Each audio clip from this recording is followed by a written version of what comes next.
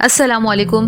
दुनिया की तारीख में पहली और आखिरी दफा किसी मुल्क के ऊपर 2 न्यूक्लियर बॉम्ब गिराए गए थे, जिसके नतीजे में 2 शहर बर्बाद हुए और 3 लाख के करीब लोग मारे गए। और साथ ही हर साल इस मुल्क में 3 से 4 बड़े ज़लज़ले आते हैं। तूफान और सैलाब बार बार इस मुल्क को उजाड़ते हैं, लेकिन इन सब के बावजूद ये मुल्क कुछ इस तरह से नजर आता है।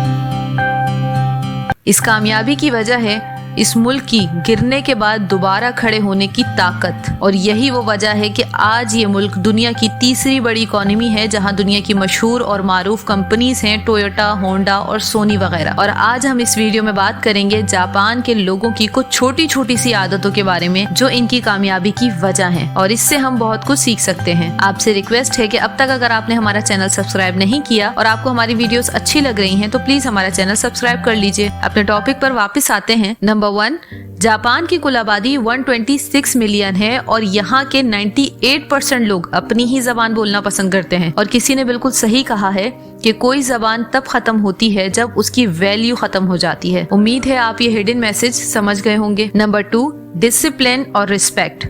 जापान के लोग अपने डिसिप्लिन की वजह से काफी मशहूर हैं।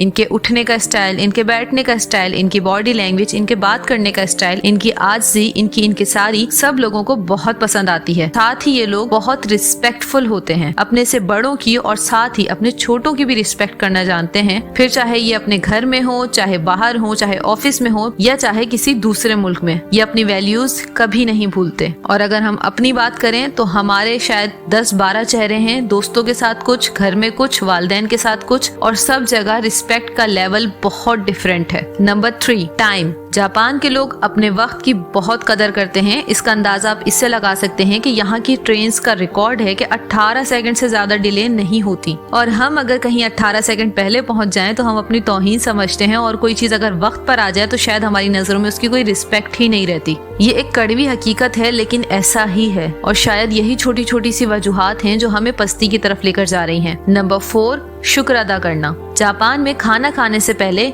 इतादाकिनास एक वर्ड है जिसे कहा जाता है। इसका मतलब है शुक्र अदा करना, और ये इनका शुक्र अदा करने का एक स्टाइल है। अगर हम गौर करें तो हर कल्चर में रूहानियत का तस्करा है, लेकिन इस पे अमल कितना होता है ये एक बड़ी बात है। नंबर 5, प्रैक्टिस, जहन साजी की मशकें। जैसा कि आपको मैंने पहले बताया कि जापान में जलजले, सैलाब, तूफान बहुत ज्यादा आते हैं, लेकिन उसके बावजूद ये इतने मेंटेन कैसे रहते हैं, उसकी वजह इनकी प्रैक्टिस है कि आने वाली प्रॉब्लम को किस तरह से डील करना है, किस तरह से फेस करना है, उसकी ये पहले से ही प्रैक्टिस करते हैं। इनके मुल्क में इसकी बाकायदा प्रैक्टिस होती है कि अगर सैलाब आ जाएगा तो आपने क्या करना है, तूफान आ जाए तो फौरन आपने क्या करना है। इस तरह की इन्हें प्रैक्टिस करवाई जाती है, और इमारतों को इस तरह से बनाया जाता है कि लोग इनमें सेव रह सकें। और मुझे ऐसा लगता है कि इनकी इस आदत से हमें बहुत कुछ सीखने को मिलता है। साथ ही हमारे हुक्मरानों को भी बहुत कुछ सीखने को मिल सकता है अगर वो सीखना चाहें। नंबर 6, स्ट्रेस फ्री रहना। आज के दौर में हर दूसरा बंदा स्ट्रेस का शिकार है, और ऐसा नहीं कि जापान के लोग स्ट्रेस का शिकार नहीं होते, वो भी होते, लेकिन वो अपने स्ट्रेस को दूर करना भी जानते हैं। वो नेचर से करीब रहते हैं ताकि वो स्ट्रेस से भी दूर रह सकें, और जब बहुत ज्यादा स्ट्रेस फील करते हैं तो वो जंगलात में चले जाते हैं थोड़े टाइम के लिए। और हम जब स्ट्रेस फील करते हैं तो हम उठा लेते हैं अपना मोबाइल, जो कि हमें उससे डबल स्ट्रेस देता है।